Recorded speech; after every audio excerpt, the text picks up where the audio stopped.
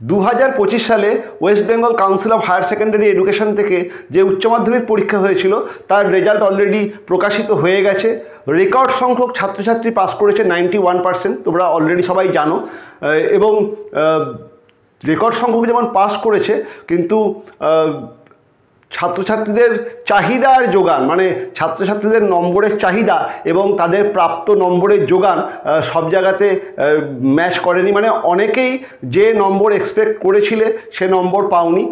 প্রত্যেকবারই এই ঘটনা ঘটে এবং তারপরে ছাত্রছাত্রীদের একটা কৌতূহল থাকে যে কিভাবে তারা পিপিএস এবং পিপিআর করবে, মানে পোস্ট পাবলিকেশান রিভিউ এবং পোস্ট পাবলিকেশান স্ক্রুটিনি করবে, এবং কোনো কোনো ক্ষেত্রে আরটিআই, রাইট টু ইনফরমেশান অ্যাক্টের মাধ্যমে কীভাবে তারা তাদের খাতা দেখবে, এটা ছাত্রছাত্রীদের একটা কৌতূহল থাকে। মানে যাদের রেজাল্ট স্যাটিসফ্যাক্টরি, যারা যেমন আশা করছিলে তেমন যাদের রেজাল্ট হয়েছে, তাদের ক্ষেত্রে এই পিপিএস পিপিআর বা আরটিআইয়ের কোনো গল্প নেই।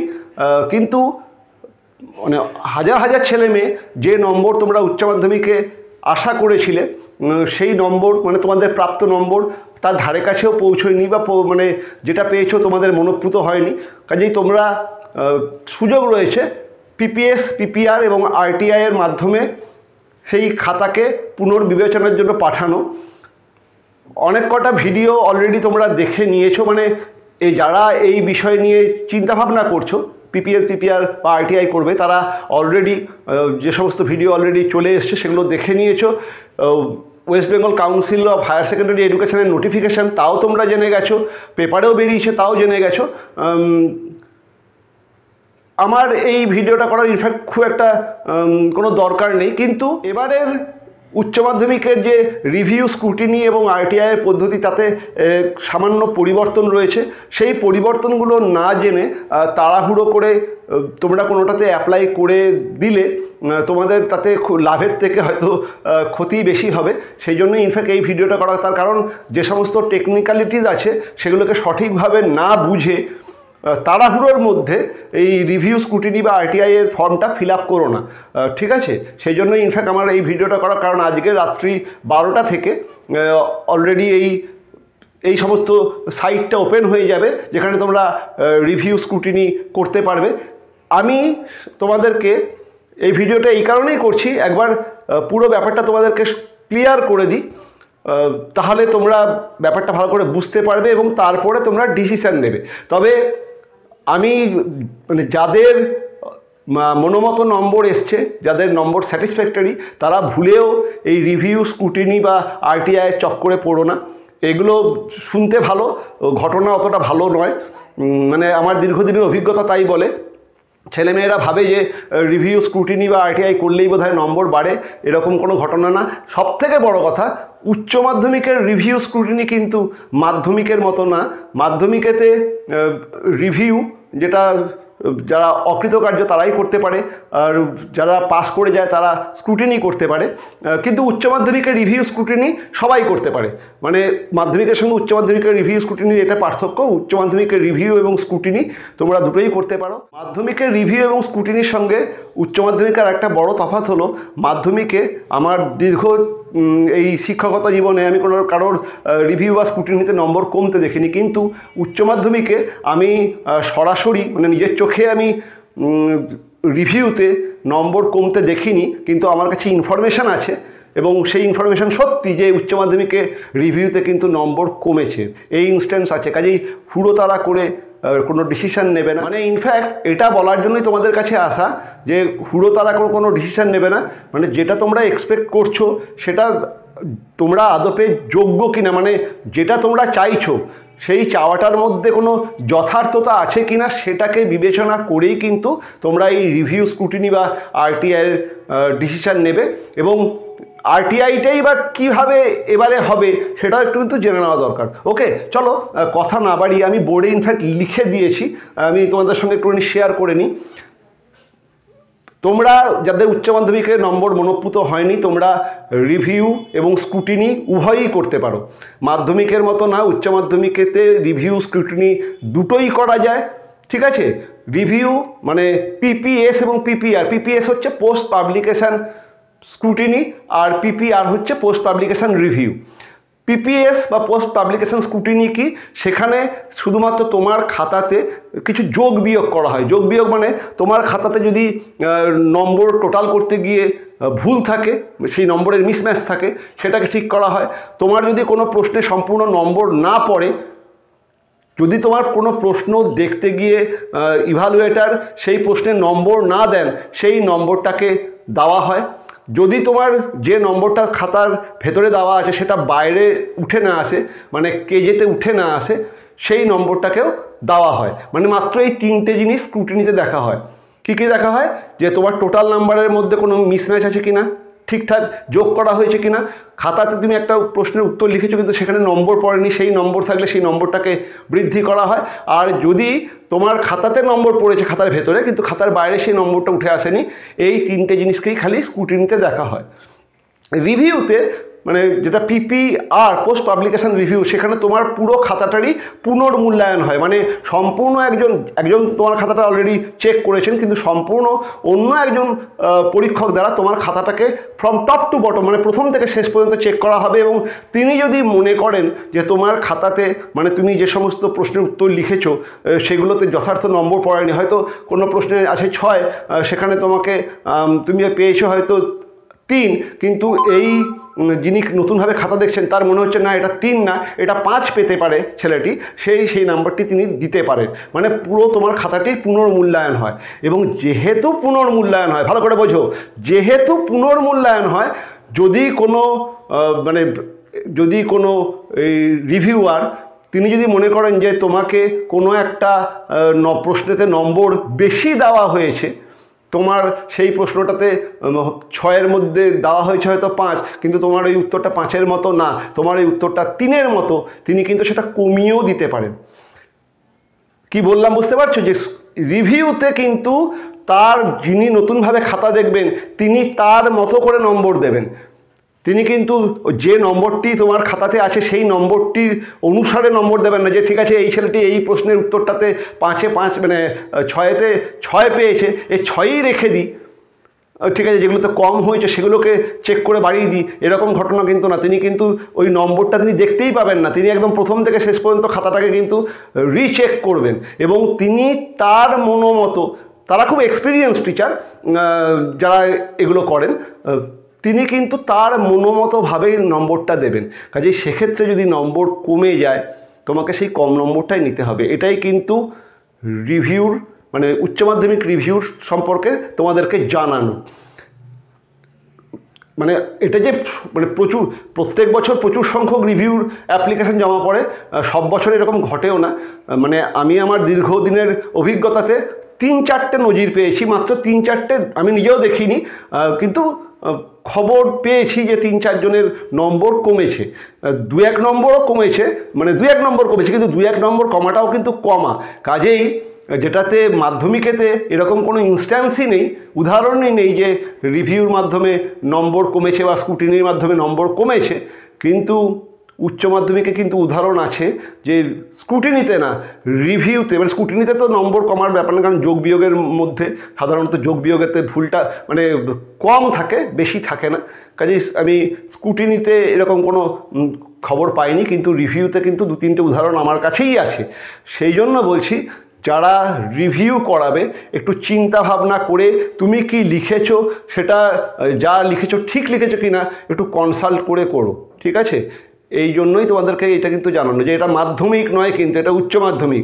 তোমার যদি নম্বর কমে, যদি ইনকেস কমে, ধরছি কমবে না, মানে 1 লাখ করলে হয়তো দেখা যাবে একজনের হয়তো এরকম ঘটনা ঘটে, মানে তাও প্রতিবার ঘটে না, হয়তো কোনো একবার হয়, কিন্তু যদি এরকম ঘটনা ঘটে তোমাকে কিন্তু সেই নতুন নম্বরটাতেই মানে সন্তুষ্ট থাকতে হবে। তুমি যদি ভাবো যে না আমি আর নতুন রেজাল্ট নেব না, তা কিন্তু হবে না। তোমাকে কিন্তু নতুন রেজাল্ট কিন্তু কালেক্ট করতেই হবে। তুমি না করলেও তোমাকে ফোর্সফুলি সেটাকে কালেক্ট করানো হবে। কাজেই এই ব্যাপারটা একটু ঠান্ডা মাথায় বিবেচনা করে এই রিভিউটা করো। তো যাই হোক, যেটা বলার যে তোমরা রিভিউ স্ক্রুটিনি উচ্চ মাধ্যমিকে দুটোই হয়, পিপিএস এবং পিপিআর স্টুডেন্টরা করতে পারে, কিন্তু সেখানেতেও কিছু নিয়ম আছে। চলো চট করে একবার দেখে নিই।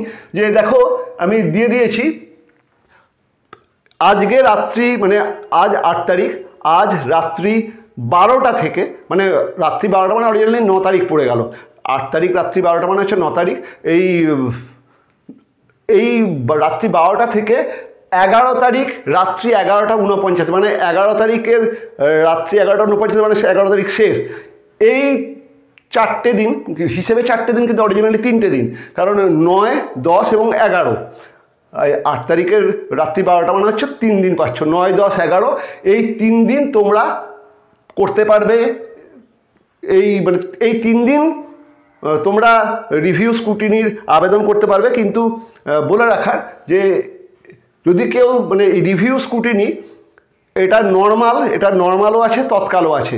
কারোর এমার্জেন্সি রয়েছে, কেউ 1-2 নম্বরের জন্য কোনো হয়তো গ্রেড পাচ্ছ না, কোনো এই যে ডিভিশন, সেই ডিভিশনগুলো অ্যাচিভ করতে পারছো না, বা কারোর 1-2 নম্বর হলে একটা বেশ ভালো মার্কস দাঁড়াবে, কারোর হয়তো পজিশনেতে অনেকটা উঠে যাবে, বা 1-2 নম্বর বা 3-4 নম্বর বাড়লে দেখা যাবে যে ভালো কলেজে অ্যাডমিট হতে পারছো। এই জন্যই তো মানে এই নম্বরগুলো তো এই জন্যই দরকার।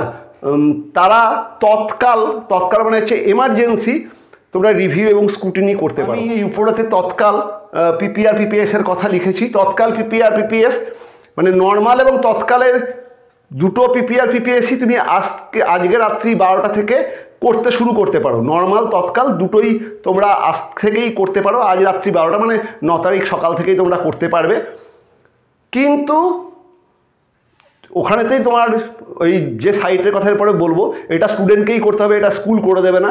মানে স্কুল হেল্প করতে পারে, কিন্তু এটা স্কুল এই ফর্মটা ফিল আপ করবে না, স্টুডেন্টকে পার্সোনালি এই ফর্মটা ফিল আপ করতে হবে অনলাইনে।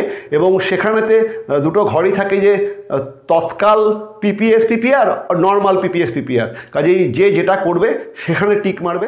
এই তৎকালের অ্যাপ্লিকেশান 8 তারিখ রাত 12টা থেকে 11 তারিখ রাত 11:49 পর্যন্ত নেওয়া হবে। মানে 8 থেকে মানে 9 থেকে 11 এই দিন কটিতেই এই তৎকাল পিপিআর এবং পিপিএসের অ্যাপ্লিকেশান নেওয়া হবে। তৎকালের পিপিআর বা পোস্ট পাবলিকেশন রিভিউর জন্য পার পেপার 800 টাকা পার পেপারের জন্য লাগবে, এবং স্ক্রুটিনির জন্য লাগবে পার পেপার 600 টাকা।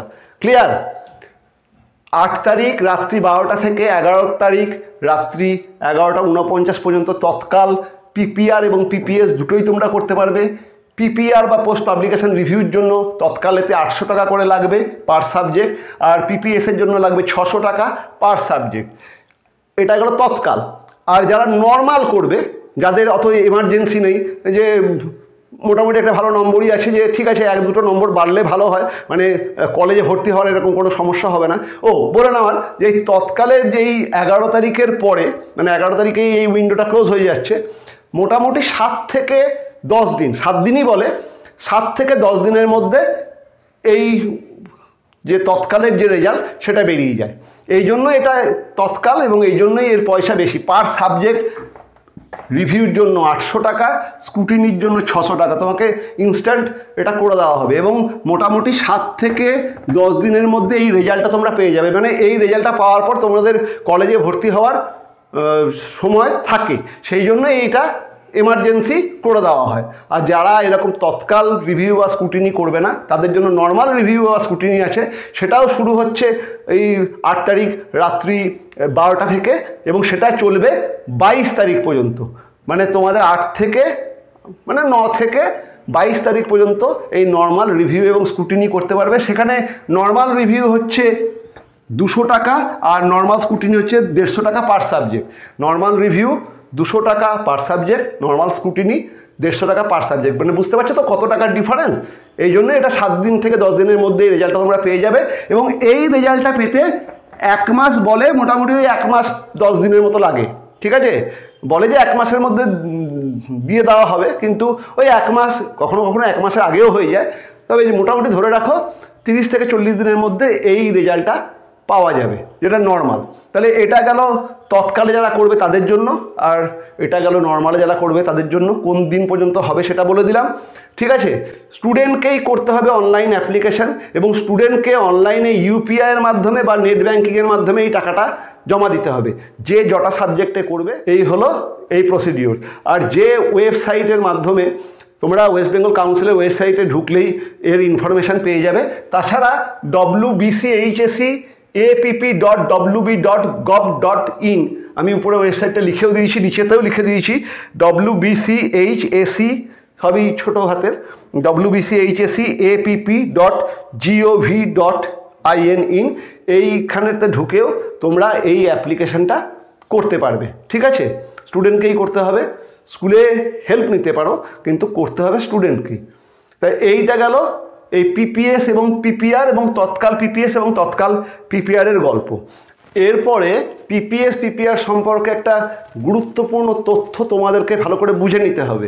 সেটা কি, যে তোমরা কটা সাবজেক্টে পিপিএস এবং পিপিআর করতে পারবে। পিপিএস বা পোস্ট পাবলিকেশন স্ক্রুটিনি তোমরা তোমাদের সমস্ত সাবজেক্টের উপরেই করতে পারবে।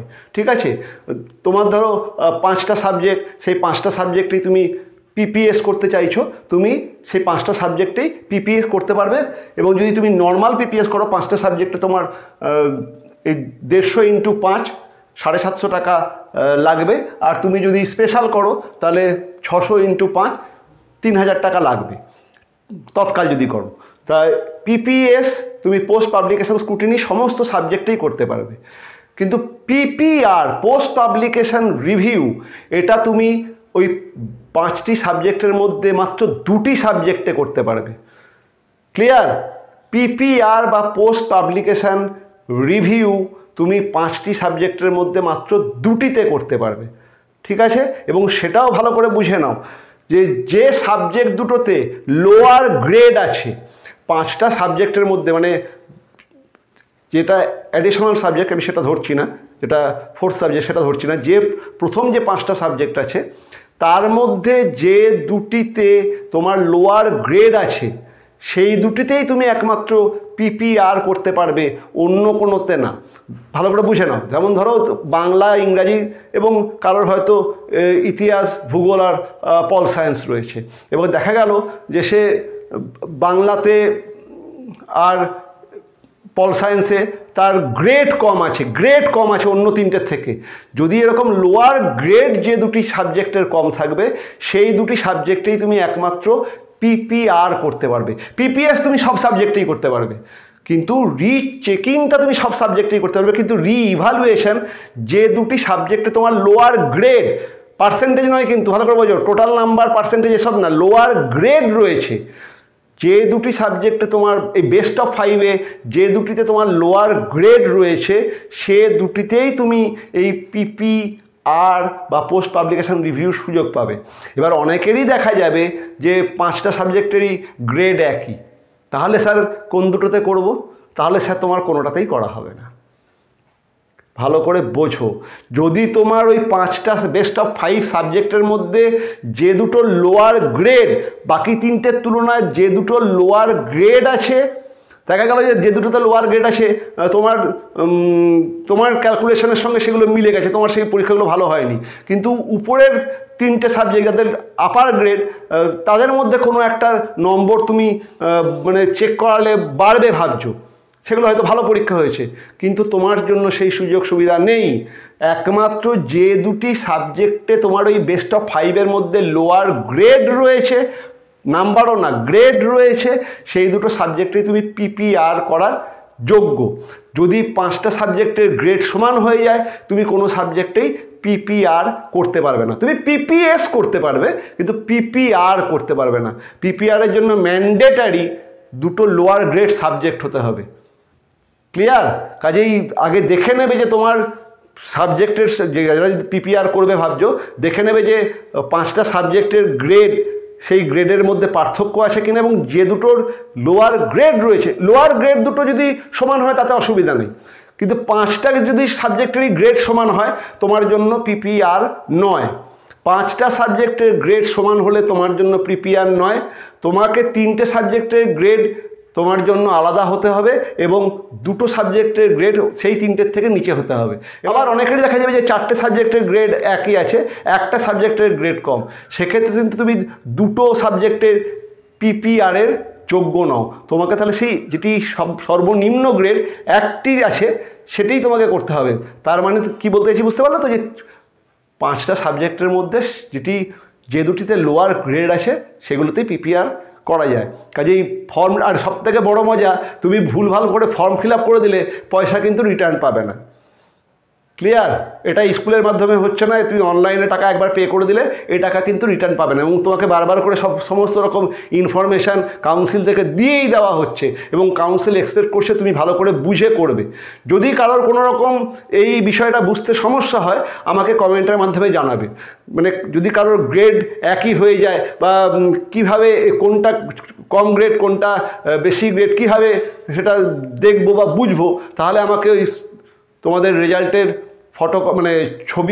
একটা ছবি আমাকে পাঠাবে, এবং কিছু যদি এই বিষয়ে করার আগে কোনো রকম কোথাও কনফিউশন থাকে আমাকে কমেন্টের মাধ্যমে জানাবে, আমি হেল্প করার জন্য রেডি। ঠিক আছে? অসুবিধার কিছু নেই, জানাবে। ভুল করো না কিন্তু, টাকা চলে গেলে টাকা ফেরত পাবে না। আর বলে দিলাম তো যে কীভাবে হবে। তাহলে এইটা গেল পিপিআর পিপিএসের গল্প। এরপরে আর একটা জিনিস বলে নেওয়ার, অনেকেই আছো যারা পিপিআর পিপিএস না করে আরটিআই করতে চাইছো, রাইট টু ইনফরমেশান অ্যাক্ট বা তথ্য জানার অধিকারের মাধ্যমে নিজেদের খাতাটাকে দেখতে চাইছো, নিজেদের খাতাটাকে দেখতে চাইছো। আরটিআই তোমরা করতে পারো, কিন্তু এবারের আরটিআইয়ের গল্প কিন্তু অন্যবারের মতো নয়। ভালো করে শোনো, এই জন্যই ইনফ্যাক্ট এই ভিডিওটা করা। যারা এবারে পিপিআরের জন্য অ্যাপ্লাই করছো তারা এবারে আরটিআই করতে পারবে না, কাউন্সিল জানিয়ে দিয়েছে। দ্রুততার সঙ্গে, স্বচ্ছতার সঙ্গে এই পিপিআর পিপিএসের রেজাল্টকে পাবলিশ করার জন্য কাউন্সিল জানিয়ে দিয়েছে যারা, যে সমস্ত স্টুডেন্ট পিপিআর বা পিপিএসের সুযোগ সুবিধা নেবে তারা আরটিআই করতে পারবে না, তাদের এবারে আরটিআই হবে না। আর যারা আরটিআই করবে তারা পিপিআর পিপিএসের সুযোগ নেবে না। এবার তুমি যদি এই সবকটাই করো, মানে পিপিআর পিপিএস করো, আবার আরটিআইয়েরও ফর্ম ফিল আপ করো, আরটিআইয়ের ফর্ম ফিল আপের কথা বলি, আরটিআই জন্য 10 টাকার ফর্ম ফিল আপ করতে হয়, 10 টাকার চালান কাটতে হয়, এবং 10 টাকাতে তুমি সবকটা সাবজেক্টই দেখতে পারো, আবার একটা সাবজেক্টও দেখতে পারো। মানে এই 10 টাকার মধ্যে তুমি একটা সাবজেক্টকেও দেখতে পারো এবং সবকটা সাবজেক্টকেই নিজের খাতাটা দেখতে পারো। সেই খাতাকে তুমি আবার তার ফটোকপিও নিতে পারো। ঠিক আছে? সে দরকার হলে পরে জানাবো। এবং আরটিআই 100 দিন পর্যন্ত করতে পারবে। রেজাল্ট বেরোবার যেদিনকে রেজাল্ট বেরিয়েছে, মানে গতকাল রেজাল্ট বেরিয়েছে, তার থেকে 100 দিন তোমরা আরটিআইয়ের সুযোগ পাবে। ঠিক আছে? কাজেই তাড়াহুড়োর কিছু নেই। ভালো করে এটা বুঝে নাও, পিপিআর পিপিএস যদি তুমি এবারে করো, অনেকেই বলবে যে স্যার আমি পিপিআর পিপিএস করবো, মানে মাধ্যমিকে যেটা আছে পিপিআর পিপিএস করবো, তারপরে যদি আমার পিপিআর পিপিএসের মতো নম্বর না হয় আমি তারপরে আরটিআই করব। মাধ্যমিকে আসে, এবারেতে উচ্চ মাধ্যমিক শিক্ষা সংসদ জানিয়ে দিয়েছে, একদম নোটিফিকেশনের মাধ্যমে জানিয়ে দিয়েছে, যারা পিপিআর পিপিএসের সুযোগ নেবে তাদের আরটিআই গ্রাহ্য হবে না। আর যারা আরটিআইয়ের সুযোগ নেবে তাদের পিপিআর পিপিএসের এই দরখাস্তের গ্রাহ্য হবে না। এরপরে যদি কেউ একসঙ্গে 3টে করে বসো, পিপিআর পিপিএসও করে ফেললে, আরটিআইয়েরও ফর্ম ফিল আপ করে ফেললে, যে মাত্র 10 টাকা আছে করে দিই, তার ক্ষেত্রে পিপিআর পিপিএসটা ক্যান্সেল হয়ে যাবে, টাকাও ফেরত পাবে না, তার পিপিআর পিপিএসের অ্যাপ্লিকেশানটা আর গ্রাহ্যই হবে না, যেহেতু তুমি আরটিআই করেছো। কারণ কাউন্সিল বারবার করে জানিয়ে দিচ্ছে যে এবারেতে যে পিপিআর পিপিএস করবে সে আরটিআই তার সুযোগ থাকবে না, এবং আরটিআই যে করবে তার পিপিআর পিপিএসের সুযোগ থাকবে না। যদি আরটিআই এবং পিপিআর পিপিএস 3টেই একসঙ্গে করে বসো, তোমার আরটিআইটাই গ্রাহ্য হবে, পিপিআর পিপিএস দুটো ক্যান্সেল হয়ে যাবে এবং টাকাও কোনো ফেরত পাওয়া যাবে না। এইগুলোকে ঠান্ডা মাথায় বুঝে তারপরে ডিসিশান নিও। ঠিক আছে?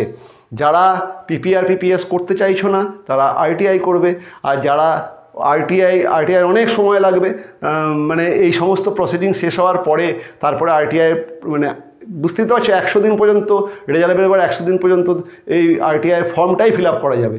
তারপরে তো খাতা দেখা অনেক দীর্ঘসূত্রী ব্যাপার। পিপিআর পিপিএস যদি কেউ না করতে চাও তখন আরটিআই করো, আর যারা পিপিআর পিপিএস করবে তাদের এবার আরটিআই হবে না। পিপিআর পিপিএস করলে কি সুবিধা কি অসুবিধা সব জানিয়ে দিলাম।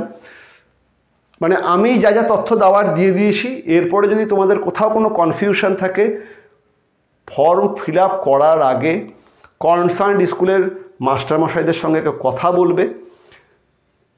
মাস্টারমশাইরা হেল্প করার জন্য আছেন, বলবে তারা ঠিক তোমাদেরকে জানিয়ে দেবেন। যদি তাতেও তোমাদের কনফিউশন না মেটে, উইদাউট এনি হেজিটেশন আমাকে কমেন্টের মাধ্যমে জানাবে। আমি তোমাদের এই সমস্ত বিষয়ে সমস্ত রকম ইনফরমেশান তোমাদের দিয়ে দেবো এবং সঠিক ইনফরমেশান দিয়ে দেবো, তোমাদের কোনো চিন্তা নেই। যদি পিপিআর, পিপিএস, আরটিআই সংক্রান্ত কী করবে, কোন গ্রেডেতে কি হবে, করা উচিত হচ্ছে কি না বা করা উচিত হবে না কি, মানে ঠিক কি না, কোনো রকম সমস্যা থাকে, কোনো ডাউট থাকে, কিছু জিজ্ঞাসা থাকে, উইদাউট এনি হেজিটেশান আমাকে কমেন্টের মাধ্যমে জানাবে।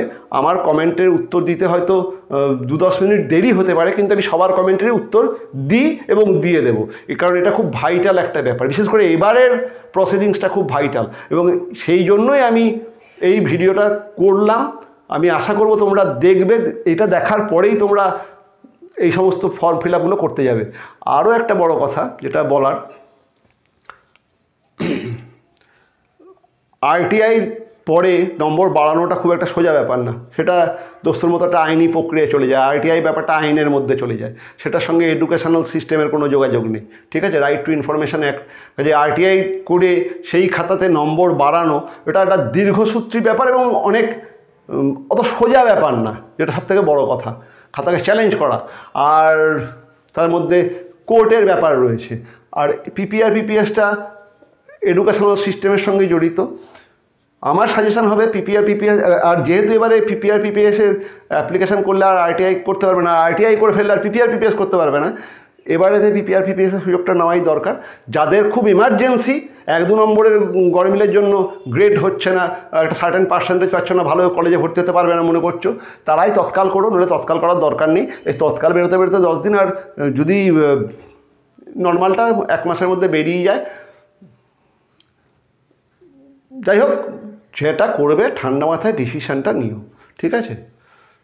যদি কোনো সমস্যা হয় আমাকে জানিও। দেখা হবে অন্য কোনো দিন, অন্য কোনো ভিডিওতে।